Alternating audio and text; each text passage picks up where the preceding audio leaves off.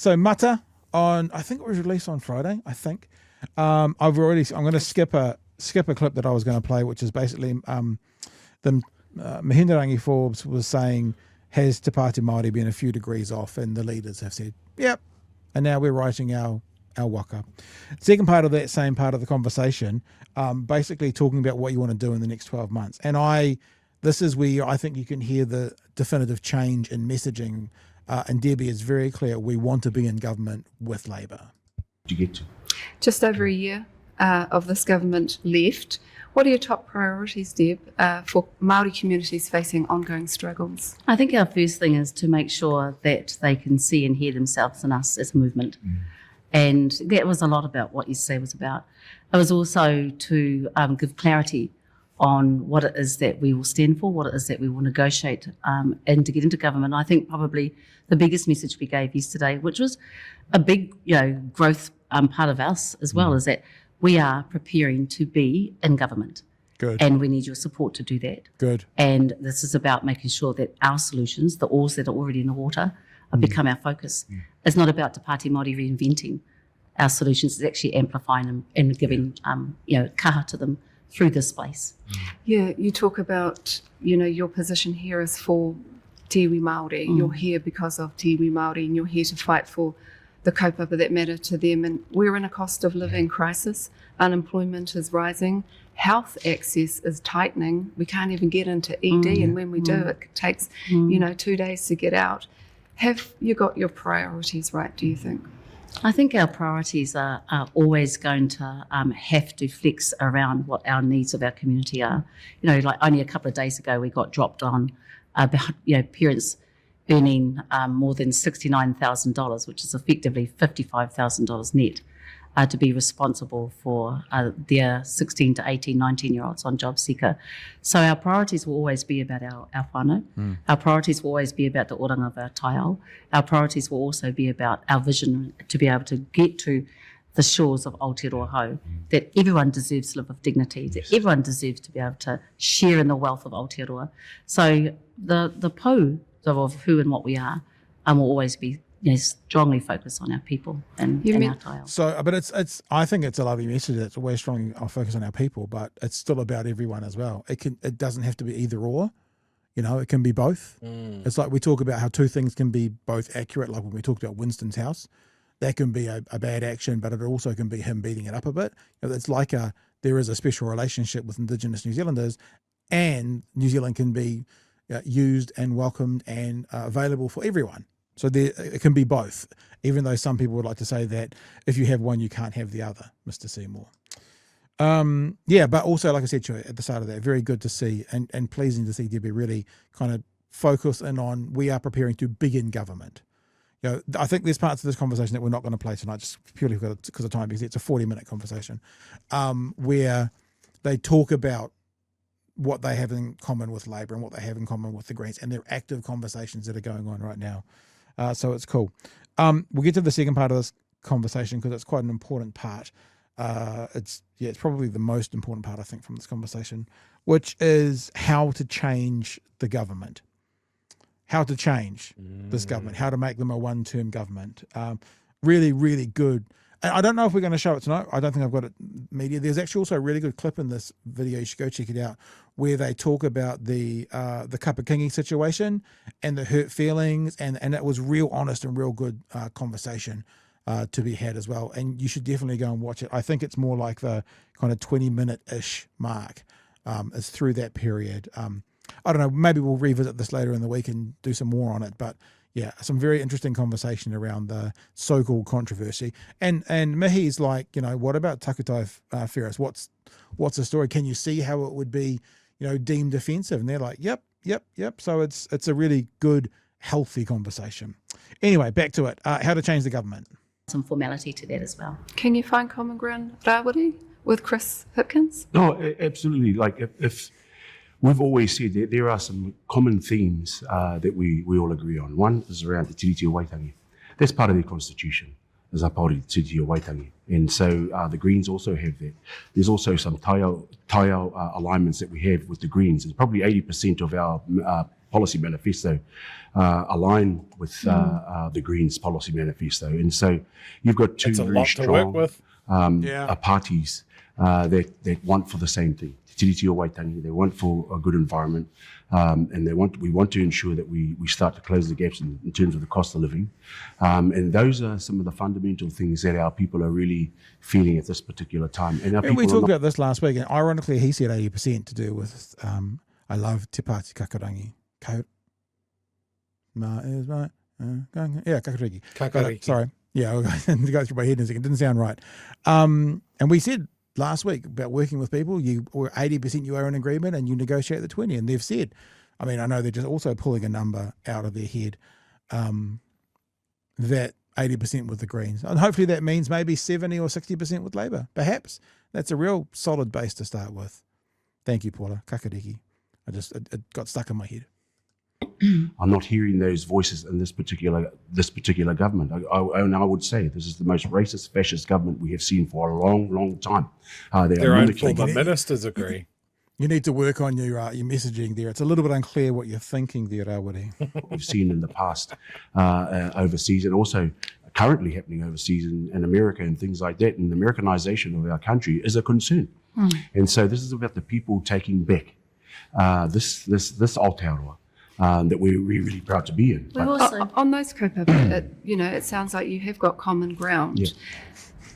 But in recent weeks, we've got tākuta wheras having a go at Pēni Henare having a go at tākuta wheras, tākuta having a go at ethnic communities.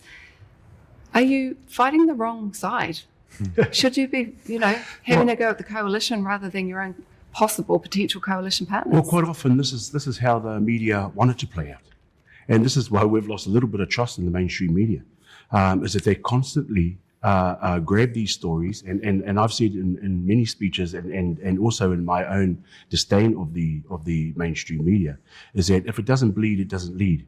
And so they will find our brown... Yep, we've said that lots of times, whānau. If it bleeds, it leads. That's what even though, when it comes down to media, TVNZ's pretty good, mainstream media. They're pretty fair, but still, this is the thing, right? The difference between TVNZ and, say, BBC One, BBC One is completely funded. They don't have to worry about budgets. They're not commercial. TVNZ is somewhat funded, but in their charter, they need to return a dividend to the government. So they are still operating on a partly public broadcaster using a private media model in their advertising. So they do need to still bring in the eyeball. That's why I wish we had gone down that conglomeration with RNZ and TVNZ and had the radio station and TV One be more like BBC One and BBC One, Radio One, whatever it's called. That would have been much better for our democracy, in my opinion. Faces and find our red blood spilt all over the floor, and that's what they will follow. I'll take, for instance, yesterday, Orini's speech. Beautiful messages of resilience, a beautiful whakapapa of what brought her here as a raukura. None of that was picked up. What they've got is an investigation that the speaker wants to do on who led the haka, whether it was whatever, and he's not going to find anything. Overreaction, as far as I'm concerned. And then you've also got that particular issue continuing to make the headlines, and in actual fact, but the reset and but is it not with the continuing to be in the headlines because they continue to keep fighting amongst each other? They keep posting it on their socials. Yeah, I think, and your people are all digital natives, and so they're picking it up. I think the thing that we do agree on is that there needs to be a healthy constitutional transformational discussion in Aotearoa.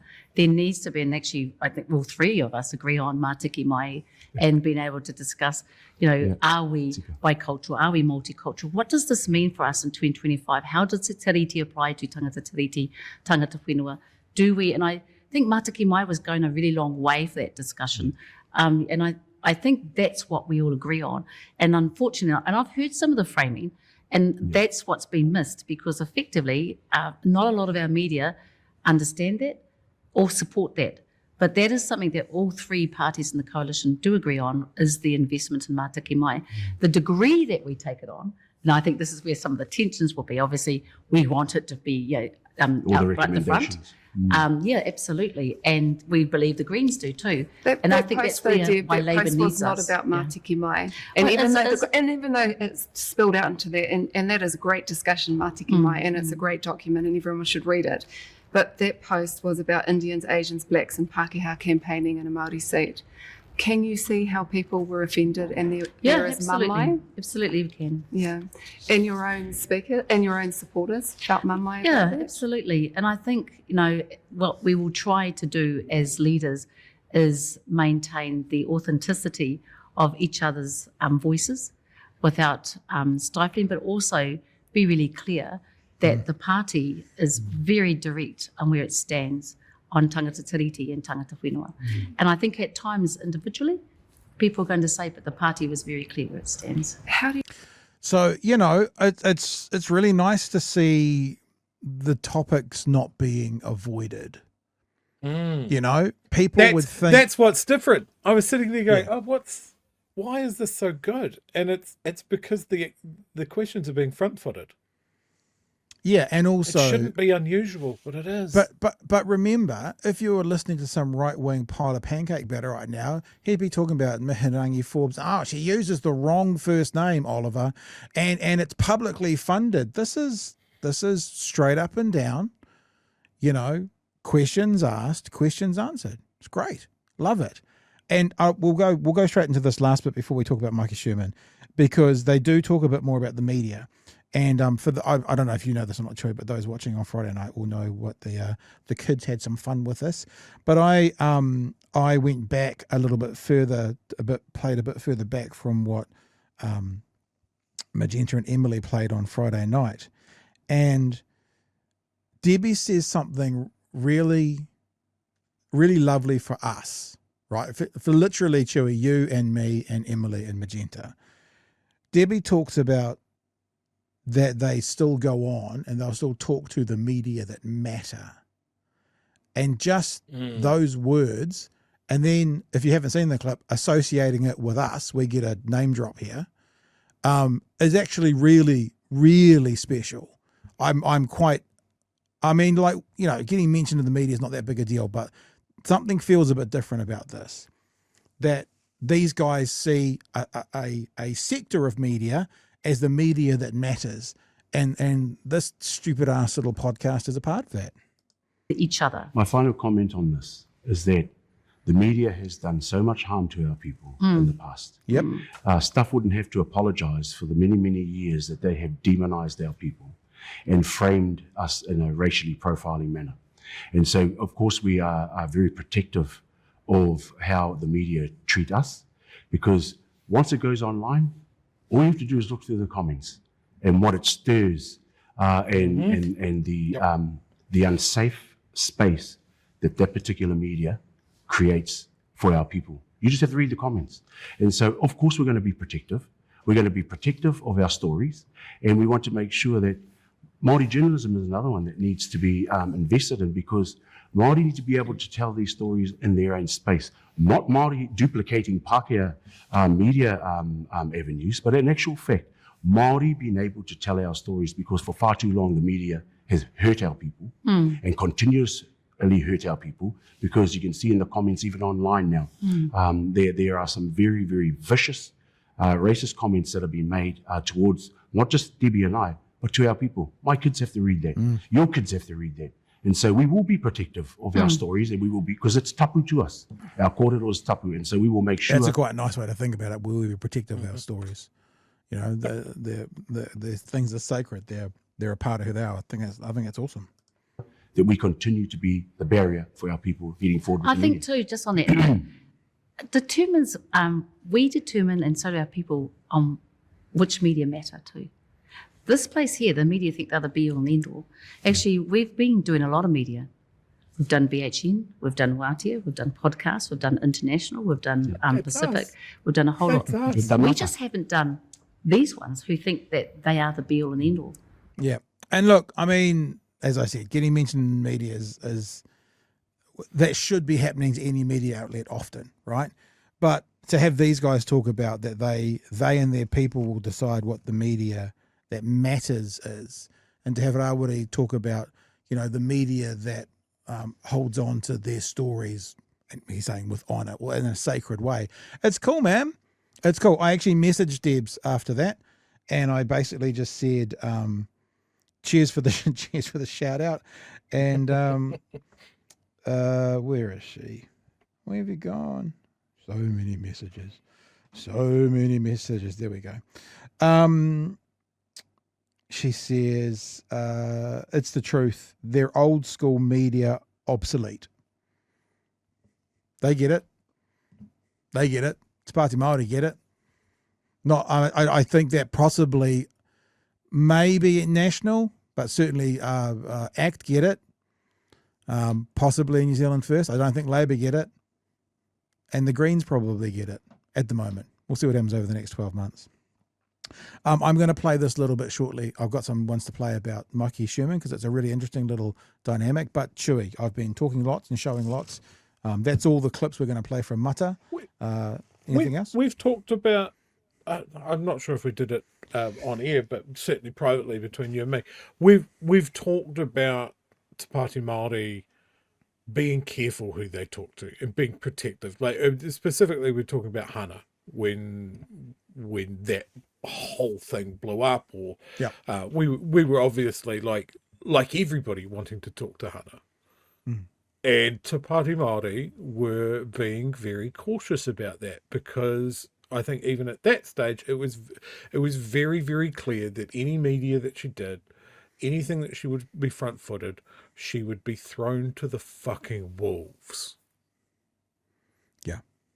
And as much as I would have absolutely loved to have Hana on talking about that incredible moment, that was the right choice to make. When we've spoken so much about how politics and Parliament has chewed up so many potentially amazing people leaders and that sort of thing, because they're exposed and the way that people talk about them is just part and parcel with being a politician. I guess there's nothing we can do about it. It's refreshing to see someone protected. Yeah. And that's at our detriment. We would have loved to have her on the show. But it's still the right choice. And I think what Rawiri said there as well, of like, we are going to have our stories in our spaces. Innately, I can understand that as well. Like, Māori have always had to put their stories in the hands of, at best, a platform, a format that doesn't understand them. At worst, in an environment that doesn't like them. Yeah.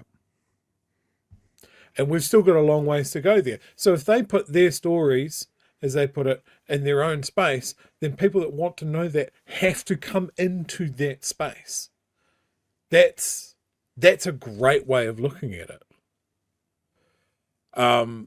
And I think it's a right thing to do. And I am, as well you are as well, Pat, absolutely chuffed to see us mentioned in that. That is trust that has been earned.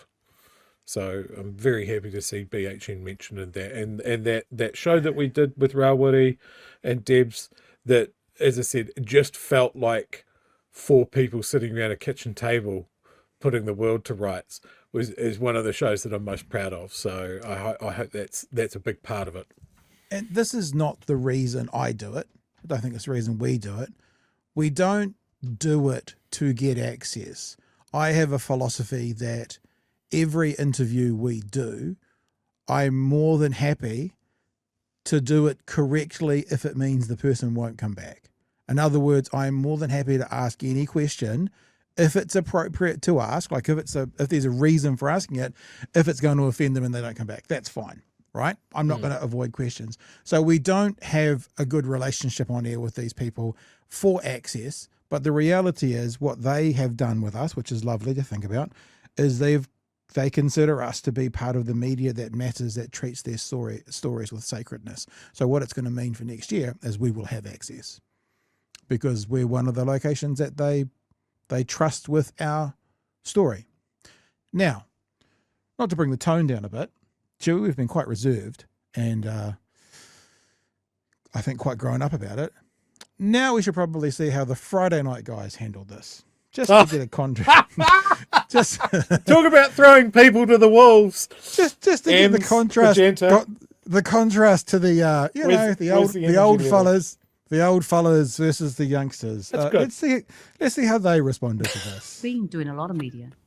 We've done BHN, we've done Wātea, we've done podcasts, we've done international, we've done Pacific, we've done a whole lot. We just haven't done these ones who think that they are the be all and end all.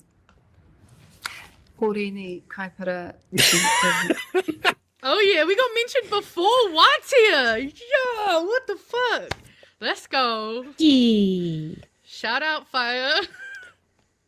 I know, right? Hey, right? look. Just- If they know we were Same. saying right. I'm Oh my waiting for gosh, one I love line that. from Emily. Thank not you even so much. not even Bomber's Oh, Bradbury yo! group on Wātea. Just Wātea. Not even Bradbury Right. group. Fuck you, Thank Bomber. Right? That's the. I think there's.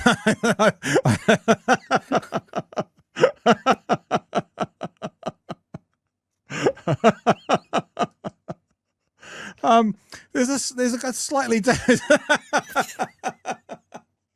We've got there's a slightly different tone between the two shows. I have never seen someone more in need of either an actual air horn or something that makes an air horn sound effect than That was Magenta did in that clip. Yeah. That made me laugh so much. I'm absolutely cutting it and sending it to Bomber as well, because he needs to know.